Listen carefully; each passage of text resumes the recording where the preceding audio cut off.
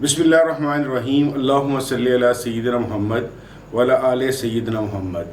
अस्सलामु अलैकुम व रहमतुल्लाहि व बरकातहू। सीरीज़ चल रही है जी निज़ाम के मुतल्लिक़, ख़ास तौर पे इंतज़ामी और माली निज़ाम के मुतल्लिक़। आज के एपिसोड में मैं अपना पॉइंट ऑफ व्यू प्रेजेंट करना चाहूँगा कि क्या वजूहात हैं जिसकी वजह से हमारे से निज़ाम नहीं बनता, कोई भी एडमिनिस्ट्रेटिव हो या माली निज़ाम हो, या अगर बन भी जाए तो उसके अंदर बहुत सारे सुकम होते हैं और वो कोई फंक्शनल प्रॉपरली हमें अच्छे रिजल्ट्स नहीं देता।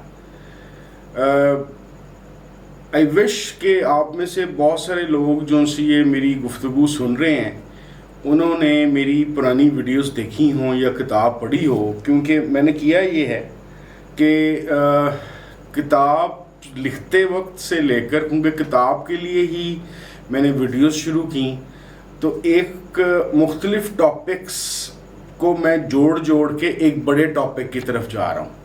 क्योंकि जब निज़ाम की बात तक मैं पहुँचा हूँ तो उससे पहले मैंने नफ्सियाती मसाइल, सोशल बायोलॉजी, जेनेटिक्स का जो सा रोल है, फिर इसके अलावा सोसाइटी का इंसानों पे क्या रोल है, इस तरह की बहुत सारी बातें, या रिलीजन के मुतल्लिक या मेरा तसव्वुफ़ या तरीक़त के मुतल्लिक क्या पॉइंट ऑफ व्यू है, ये छोटे छोटे पीसीस में बता रहा हूँ। और अब आज मैं पहुंच गया हूं इस बात पे कि निज़ाम में ख़राबी है क्या, या हमसे निज़ाम बनता क्यों नहीं। जिस तरह कल हमने बात शुरू की थी कि इंसानी तारीख़ में सिस्टम्स बनाने की इब्तदा बहुत हज़ारों साल पहले से शुरू हो गई थी, जब इंसानों ने ग्रोहों की सूरत में रहना शुरू करना फ़ैसला किया कि वो ग्रोहों की सूरत में रहेंगे। 4, 6, 10, 15, 20, 100, 200, 300 आहिस्ता आहिस्ता कबीला जो सा था वो थोड़े से बड़ा होता गया। ये बात हमने कल भी की थी पहले प्रोग्राम के अंदर कि निज़ाम बना किस तरह। मज़े की बात यह है कि शुरू दिन से जिस तरीके से सिस्टम डेवलप होना शुरू हो गया, हमारी बहुत सारी ख़राबी की जो वजूहात हैं वहीं से स्टार्ट नहीं हुई। और ख़राबी नंबर 1 या प्रॉब्लम नंबर 1 मेरे ख्याल में मुनासिब होगा, हमारा निज़ाम ना बना सकने की वजह है खुद परस्ती और शख्सियत परस्ती। आप लोग शायद जानते ही होंगे, और अभी भी पाकिस्तान के अंदर बहुत सारी जगहों पे कबायली सिस्टम राइज है। कबायली सिस्टम के अंदर मुख्तसर ये बताता चलूँ, जो लोग नहीं जानते, कि एक सरदार का एक कंसेप्ट होता है जो कबीले का हेड होता है, और वो तमाम जो कबीला उसके अंडर होता है उसके तमाम फैसले करने का फाइनल इख्तियार उस सरदार के पास होता है। ये जब से कबीले बनने शुरू हुए हैं तब से ये ऐसा ही था।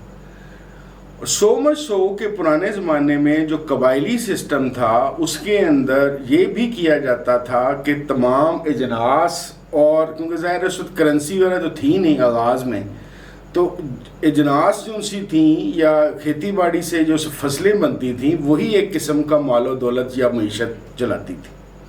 तो उसका मालिक भी सरदार ही होता था कबीले का। So much so Aahista Aahista ये होना शुरू हुआ कि लोगों ने अपने तमाम जो सी चीज़ें थीं उसको सपोर्ट करनी शुरू की। उसके पास राइट होता था कि वो किसी का क्या फ़ैसला करता है, किसी को कितना हिस्सा देता है, किसी को कितनी गंदम दे, कितनी जौ दे, शादी ब्याह के फ़ैसले, आपस में लड़ाई झगड़ों के फ़ैसले, ज़मीन के फ़ैसले, तमाम के तमाम फ़ैसला करने का इख्तियार जो सा था उस सरदार के पास था। अगर आप लोगों ने मेरी मज़हब वाली वीडियो देखी हुई है तो उसमें मैंने एक बात की थी, ख़ासतौर पे कल्ट के बात करते हुए, कि मैं 3 तरह की कैटेगरीज मानता हूँ मज़हब की। एक इल्हामी, दूसरी वो मज़हब की रुख या तारीख़ जो हमें मिलती है कि कल्चर की सूरत में इंसानों ने किसी इल्हामी किताब या किसी रूहानी शख्सियत के बग़ैर अपनी ज़रूरियात के मुताबिक अकायद और नज़रियात डेवलप किए। तो दूसरी कैटेगरी का जो मज़हब है ये इसी कबायली सिस्टम में बहुत ज़्यादा नशोनुमा पाया। उसकी वजह ये थी कि सरदार ने, या कबीले के जो सरदार था, उसने आहिस्ता आहिस्ता सोचा कि मैं मज़ीद लोगों पे कैसे ग्रिप कर सकता हूँ, यानी कि मेरी बात को ये हरफ आखिर समझें اور کسی قسم کی بغاوت یا کسی قسم کا جو ریئیکشن مجھے نہ آئے، تو اس نے اپنے کلچرل ویلیوز کے اندر کچھ ایسے مذہبی نظریات اور قائد شامل کرنا شروع کیے جس کے تحت پنڈت یا پادری، اس زمانے کا، ظاہر اس پنڈت پادری نہیں کہتے تھے، جو ریلیجس مین تھا وہ بھی اس نے ایک بنا کے اپنے انڈر کر لیا، اور لوگوں کو یہ بات مشہور کر دی کہ سردار جو ان سا ہے نہ صرف کہ دنیاوی اعمال کے لیے آپ کا فائنل کرنے والا انسان ہے، بلکہ ایک خدائی یا خدا جیسا یا دیوی دیوتاؤں سے رابطہ کرنے کے لیے آپ نے سردار کے تھرو ہی خدا تک پہنچنا ہے یا دیوی دیوتا تک پہنچنا ہے، آپ ڈائریکٹ نہیں پہنچ سکتے۔ یہیں سے شخصیت پرستی کا آغاز ہوتا ہے، کیونکہ ظاہر ہے سردار ایک سنگولر شخصیت کا نام ہے۔ انفارچونیٹلی ویسے تو کہا جاتا ہے کہ پاکستان ترقی یافتہ ملکوں سے 200-300 سال پیچھے ہے۔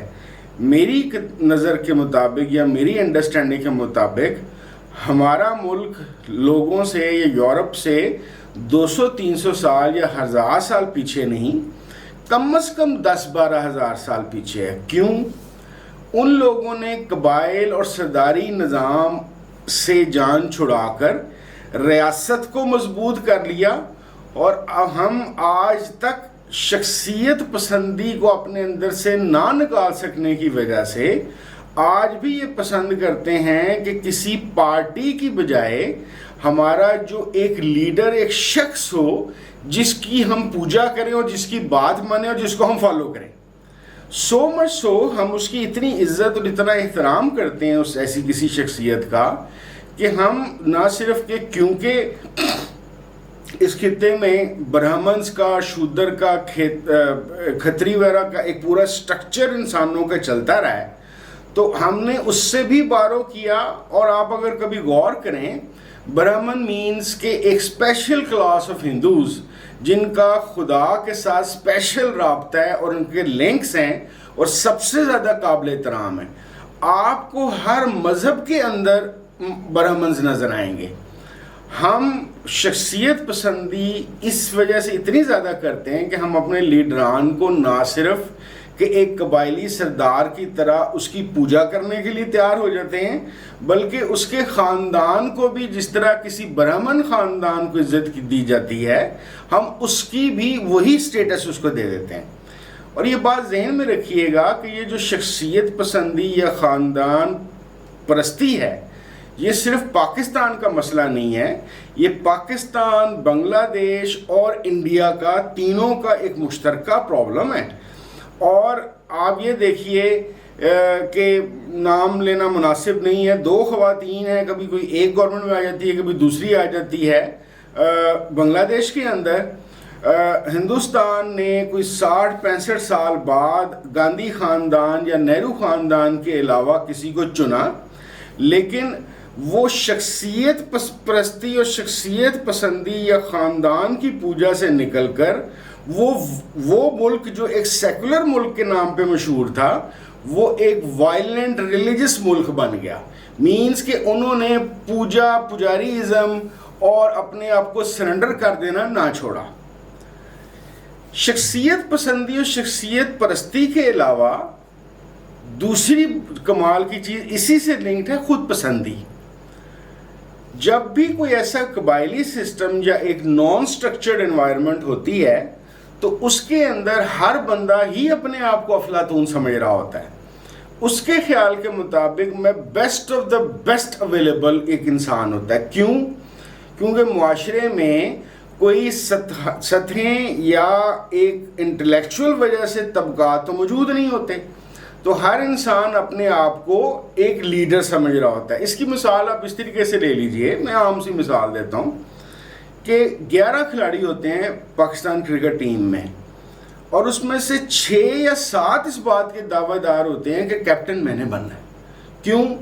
وہ اپنے آپ کو ہی بیسٹ آف دا بیسٹ سمجھتا ہے اور ہر چیز کے لیے اپنے آپ کو ہی پریزنٹ کرنا چاہتا ہے۔ اچھا، یہ جو سی پہلی وجہ ہے شخصیت پسندی اور شخصیت پرستی اور خود پسندی اور خود پرستی کا جو ان سا مسئلہ ہے، اس کا سب سے بڑا پرابلم نمبر 1 جو ابھر کے سامنے آتا ہے وہ یہ آتا ہے کہ یہ لوگ جو شخصیت کو فالو کر رہے ہوتے ہیں یا شخصی خاندانوں کو فالو کر رہے ہوتے ہیں یا ہر چیز میں اپنی ذات کو ہی بیسٹ سمجھتے ہیں، یہ کبھی بھی سٹرکچر بننے نہیں دیں گے۔ وجہ، اگر سٹرکچر بن جاتا ہے، مثال کے طور پہ جس طرح ایک عام کسی بھی کارپوریٹ سیکٹر میں یا پبلک سیکٹر میں کسی جگہ پہ ایک آرگنوگرام ڈیولپ کیا جاتا ہے کہ بھئی یہ ایچ آر کا دیکھے گا، یہ ٹیکنالوجی کو دیکھے گا، یہ ایکسپینس کو دیکھے گا، یہ آپریشنز کو دیکھے گا، تو کام ڈسٹریبیوٹ ہو جائے گا اور ہر بندہ اپنے کام کے ساتھ فوکس ہو کے ڈیلیور کرنے کی کوشش کرے گا۔ ہم کیا کرتے ہیں شخصیت پسندی اور خود پسندی کی وجہ سے کہ اگر کہیں غلطی سے کوئی اول تو ہماری بس نہیں چلتا کہ آرگینوگرام بنے ہی نہ کسی طریقے سے، لیکن اگر کسی طریقے سے بن بھی جائے تو اس جگہ کا، اگر سرکاری جگہ ہے تو اس کا سیکٹری، پرائیویٹ جگہ ہے تو اس کا کوئی سی ای او یا پریزیڈنٹ اپنے آپ کو اس طریقے سے پریزنٹ کرے گا کہ میرے ہوتے ہوئے ہی ساری دنیا کائنات چل سکتی ہے، اگر میں نہ ہوا تو یہ ادارہ یا یہ کمپنی یا یہ ڈپارٹمنٹ کلیپس کر جائے گا۔ اس کے ڈنڈے کہاں ملتے ہیں؟ اس کے ڈنڈے اسی چیز سے ملتے ہیں۔ تیسری ایک اور چیز اس کے ساتھ شخصیت پرستی اور خود پسندی کے ساتھ شامل کر لیجیے تاکہ ہمیں پتہ چل جائے کہ آرگنائزیشنل سٹرکچر نہ بننے کی کیا وجوہات ہو سکتی ہیں۔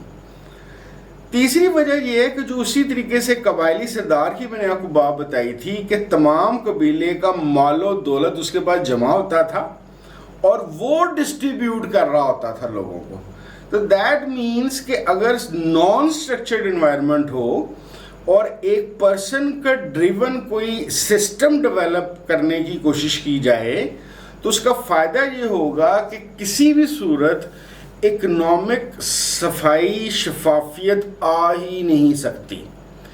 اسی وجہ سے خود پسند شخصیت کسی، چاہے وہ ڈپارٹمنٹ کی ہو، چاہے وہ کمپنی کی ہو، چاہے کسی ادارے کی ہو، وہ ہمیشہ نان سٹرکچرڈ انوائرمنٹ کو برقرار رکھے گا تاکہ سٹرکچر ہو کے پیسے کا معاملہ 2+2 4 ہو کے کہیں سب کے سامنے واضح نہ ہو جائے۔ تو یہ ہوگی 3 بیسک چیزیں: شخصیت پسندی، خود پسندی، مالی پرابلم۔ تو ان 3 کا مجموعہ کیا بنا؟ سٹرکچر ان کے لیے قتل کے برابر ہے، اور ان کی جو دہاڑیاں ہیں اور ان کے جو اکنامک ساری کی ساری چیزیں چل رہی ہیں اس کی وجہ سے وہ چل نہیں پائیں گی اگر سٹرکچرڈ انوائرمنٹ ہو گئی۔ انہی 3 وجوہات کی بنیاد پہ جو فیملی کا یا ایک سوسائٹی کا ایک نظام چلتا ہے، سٹرکچر چلتا ہے، اس کے اندر جان بوجھ کر، یہ غلطی نہیں ہے یا اس کے لیے تھیوریز نہیں چاہیے، جان بوجھ کر معاشی طبقات رکھے جاتے ہیں۔ آپ لوگوں میں سے جتنے میرے ہم عمر ہیں وہ اپنے بچپن سے سن رہے ہوں گے کہ ایک امیر طبقہ ہوتا ہے، ایک مڈل کلاس طبقہ ہوتا ہے، ایک غریب طبقہ ہوتا ہے۔ دیٹ مینس کہ ہم نے اپنے ذہنوں میں کہیں نہ کہیں یہ بات مان لی ہے کہ یہ 3 طبقات ہی رہیں گے۔ کوئی بھی تھیوری آ جائے، کوئی بھی سسٹم آ جائے، ہم نے ان 3 کے ساتھ چلنا ہے۔ امیر جون سا ہے وہ ایک علیحدہ مخلوق ہے، مڈل کلاس کہیں اور سے آئے ہیں، اور غریب جون سے ہیں وہ شودر ہیں۔ ان 3 طبقات کے ہوتے ہوئے کبھی بھی ایک مناسب فنکشنل سسٹم ڈیولپ ہو ہی نہیں سکتا، کیونکہ سسٹم سب سے پہلے، جو ہم نے کل سسٹم کے متعلق بات کی تھی، سب سے پہلے سسٹم مانگتا ہے کنسسٹنسی کے ساتھ شفافیت اور ایکویلٹی لیول کے اوپر جا کے پرفارم کرنا۔ تو اگر یہ 3 طبقات کی گفتگو بند ہو جائے گی تو آپ کا سسٹم جو سا ہے وہ امیر کے بہت سارے جو اس کی خواہشات ہیں یا جو اس کے پرکس اینڈ پریویلیجز ہیں وہ ان کو کلیپس کروا دے گا. دیٹ از وائی آپ کا چاہے کوئی مذہبی ادارہ ہو, چاہے کوئی سیاسی ادارہ ہو, چاہے کوئی پبلک ادارہ ہو, چاہے کوئی پرائیویٹ ادارہ ہو, آپ ان تین طبقات کی بات آپ یہ سوچیں 200 سال پہلے کارل مارکس ان تین طبقات کی بات کر رہا تھا, آج بھی ہم انہی تین طبقات کی بات کر رہے ہیں اور بڑی خوشی خوشی سے بات کرتے ہیں. ہمارا کمال یہ ہو گیا ہوا ہے کہ ہم تین طبقے ہونے کو اپنا پرابلم ہی نہیں سمجھتے, اس کو حقیقت مان چکے ہیں. تو یہ چار چیزیں ہو گئیں. اب آ جائیں کہ ہمارے اور کون سی ایسی چیزیں ہیں جس کی وجہ سے ہم سسٹم بنا نہیں پاتے, یا میرے خیال کے مطابق تو مناسب الفاظ یہ ہوں گے کہ سسٹم بنانے کی ہماری نیت ہی نہیں ہوتی. وہ ہے ہمارے ملک کا ایک خاص قسم کا پولیٹیکل انوائرمنٹ. اس پولیٹیکل انوائرمنٹ سے ایک مخصوص تاریخ نے جنم لیا ہے. اس مخصوص تاریخ نے پھر دوبارہ سے ایک اور طرح کے سیاسی میدان ڈیولپ کیے. ان سیاسی میدانوں کے اندر کبھی ہم مذہبی ہو جاتے ہیں, کبھی ہم غیر مذہبی ہو جاتے ہیں, کبھی ہم ماڈرن ہو جاتے ہیں, کبھی ہم جہادی بن جاتے ہیں, کبھی جہاد دہشت گرد ہو جاتا ہے. تو ہمارا جو سا ملک کا پولیٹیکل سسٹم کی ایک کونوٹیشن ہے, یا جو اس کی ایک کس مقصد اس کا پولیٹیکل سسٹم کا وہ ڈیفائنڈ ہی نہیں ہے کہ یہ کاہے کے لیے ہے, یہ کس طرف لے کے جانا ہے. اس کی میں آپ کو ایک مثال دیتا ہوں. ہر 10 سال بعد 15 سال بعد ہمارے یہاں پہ کم از کم جب سے مجھے ہوش ہے ایک لیڈر آتا ہے. میرے بچپن میں اور میرے لڑکپن کے اندر جو مشہور لیڈر تھے وہ ضیاء الحق صاحب تھے. اس کے بعد بے نظیر صاحبہ آ گئیں, پھر نواز شریف صاحب آ گئے, پھر اس کے بعد پھر دوبارہ سے آصف زرداری صاحب آ گئے, اور پھر عمران خان صاحب آ گئے. یہ تمام کے تمام جتنے بھی ہمارے لیڈر تھے ان کی ایک میعاد تھی. کسی کی 5 سال, کسی کی 10 سال, کسی کی 20 سال. یہ ایک میعادی بخار کی طرح ہمارے پاس آتے ہیں اور اس کے اندر ان کی پرائورٹیز ہی جو سی ہیں وہ ڈیفائن ہی نہیں ہو پاتی, اور اس اثناء میں ان کا کوئی نہ کوئی تبدیلی اس کے اندر آ جاتی ہے. تو پولیٹیکل سسٹم اور اس طرح کی تاریخ ہونے کی وجہ سے ہماری ایز اے نیشن پرائورٹیز ہی سیٹ نہیں ہوئیں. ہم نے بننا کیا ہے, اور اس کی ایک ٹریجڈی ہے. ان میں سے جب بھی کوئی ہٹتا ہے, چاہے وہ ضیاء صاحب تھے, چاہے لیٹسٹ بات کیجیے, مجھے اچھی طرح یاد ہے کہ جب ضیاء صاحب کا جہاز والا حادثہ ہوا, ان کا انتقال ہوا, تو پوری قوم کے اندر ایک سوگ تھا, اور یہ لوگ کہہ رہے تھے کہ یار آپ پاکستان نہیں بچ سکتا. بے نظیر صاحبہ آئیں, وہ ہٹی, انہوں نے کہا جی اب پاکستان ڈوب جائے گا. نواز شریف صاحب آئے اور گئے تو انہوں نے کہا جی اب پاکستان ڈوب جائے گا. عمران خان صاحب ریسنٹ میں آئے اور یہ گئے تو انہوں نے کہا جی اب پاکستان ڈوب جائے گا. یعنی کہ ہمارا جو آئیڈیا آف نیشن ہے اور ایک کنسیپٹ آف کنٹری ہے وہ ہم اتنا فریجائل سمجھتے ہیں کہ یہ کسی ایک بندے پہ کھڑا ہوتا ہے, اور اس ایک بندے کے نہ ہونے کی وجہ سے ہمارا یہ خیال ہوتا ہے کہ یہ ڈوب جائے گا. اس کی وجہ بھی جو پہلی والی وجہ ہے وہی ہے کیونکہ یہاں پہ پولیٹیکل پارٹیز نہیں ہوتی. یہاں پہ اصل میں شخصیات ہوتی ہیں. آپ نے انگلینڈ میں, یو کے میں لیبر پارٹی یا ٹوری پارٹی کا نام سنا ہوگا. بہت ریئر ہوتا ہے کہ آپ کو ٹوری پارٹی کا یا لیبر پارٹی کا تمام انگلینڈ کے لوگوں کا اس کے جو پریزیڈنٹ ہے یا جو ہیڈ ہے اس پولیٹیکل پارٹی کا اس کا نام بھی یاد ہو. لوگ آتے ہیں جاتے ہیں. کوئی خاص طور آپ کو پتہ ہے پچھلے دنوں یو کے اندر 2-2.5 سال ایسے گزرے ہیں کہ 6-8 مہینے کے اندر 2-3 یعنی کہ یہ جو سا آج کل جو سا ان کا پرائم منسٹر ہے یو کے کا جو انڈیا سے تعلق رکھتا ہے، یہ کوئی تیسرا ہے 1.5 سال کے اندر. اور لیکن اس کے باوجود کیونکہ ادارہ مضبوط ہے اور شخصیت کے اوپر ڈپینڈنسی نہیں ہے، نظام ایک پولیٹیکل سسٹم چل رہا ہے، تو اس کی وجہ سے بورس جانسن کے جانے سے یا کسی بھی اور یو کے کی پرائم منسٹر کے جانے سے یا امریکہ کے اندر بل کلنٹن بڑا اچھا دور گزار کے گیا، پھر اس کے بعد اوباما بہت اچھا دور گزار کے گیا، لیکن ان کے جانے کی وجہ سے ایسا نہیں ہوا کہ اب تو امریکہ نہیں چل سکتا.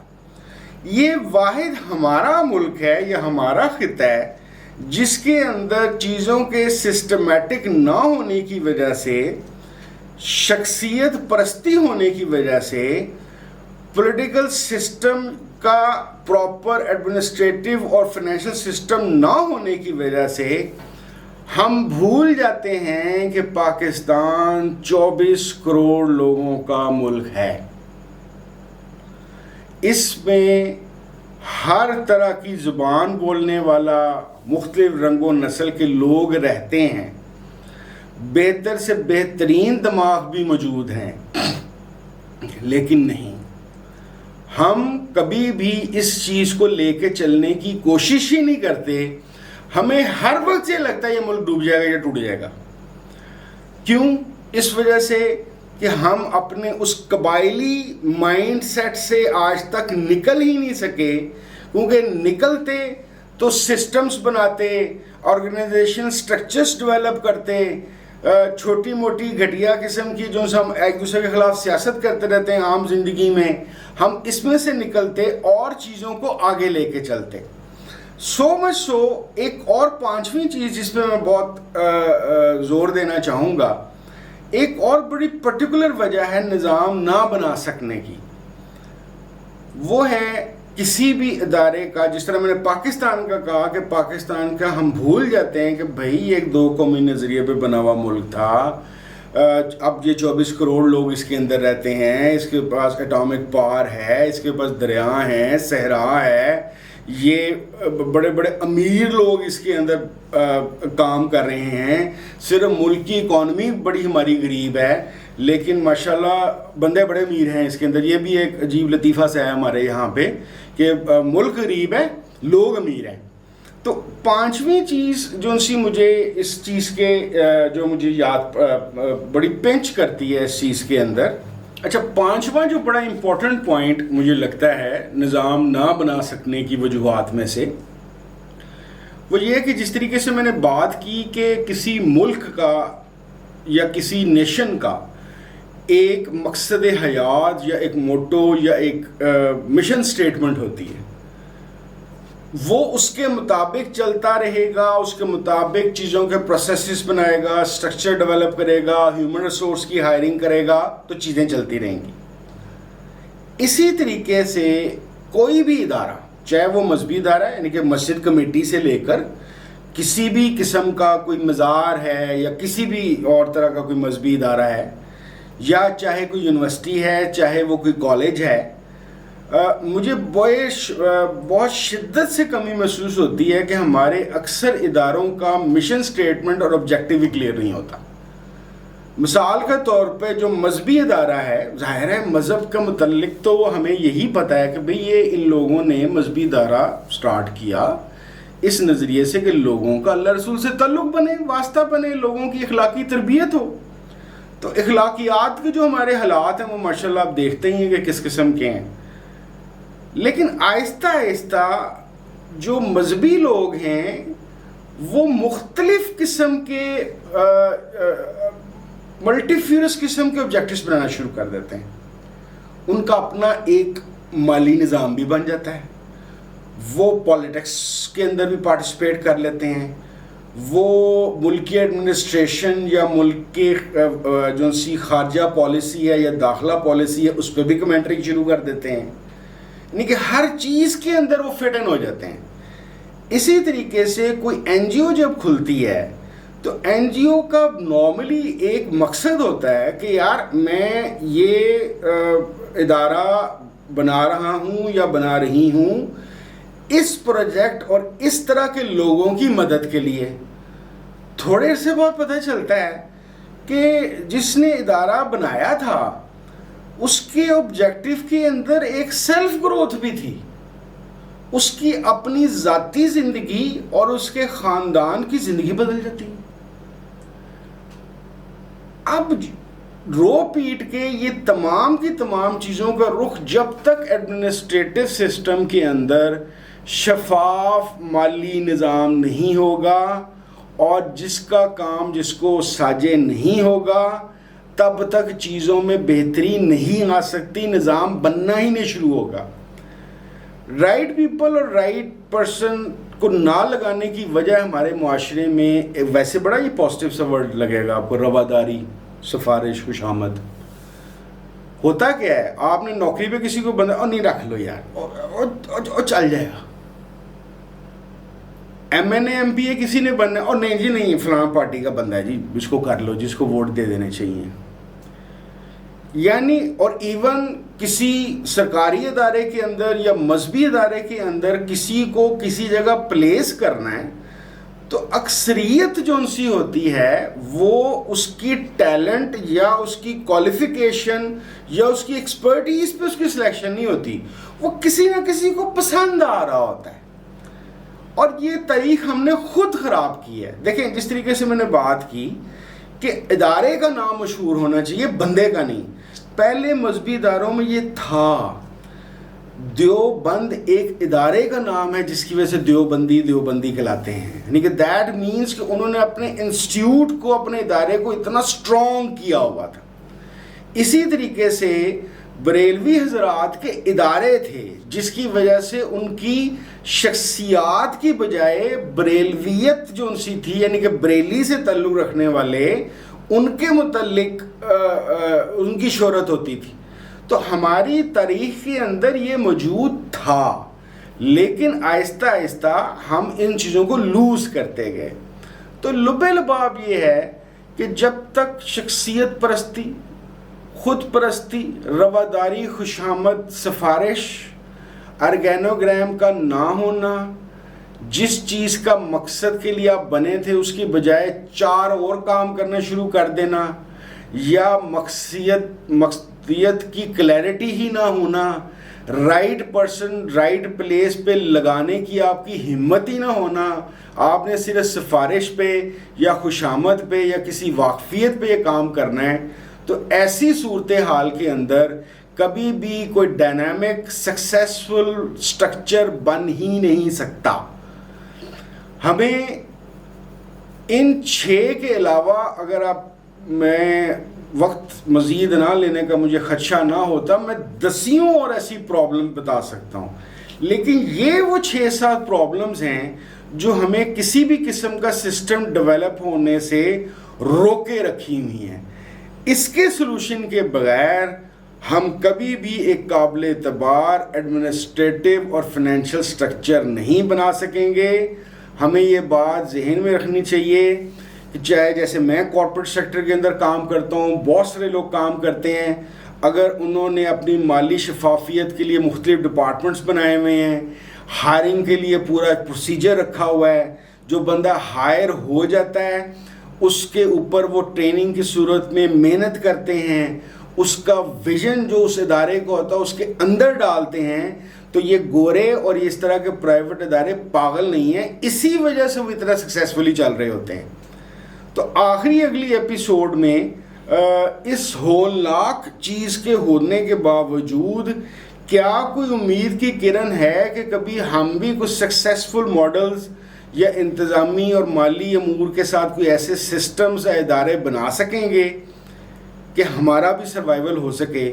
اس پہ تیسرے حصے میں بات کریں گے. بہت شکریہ. السلام علیکم ورحمۃ اللہ وبرکاتہ.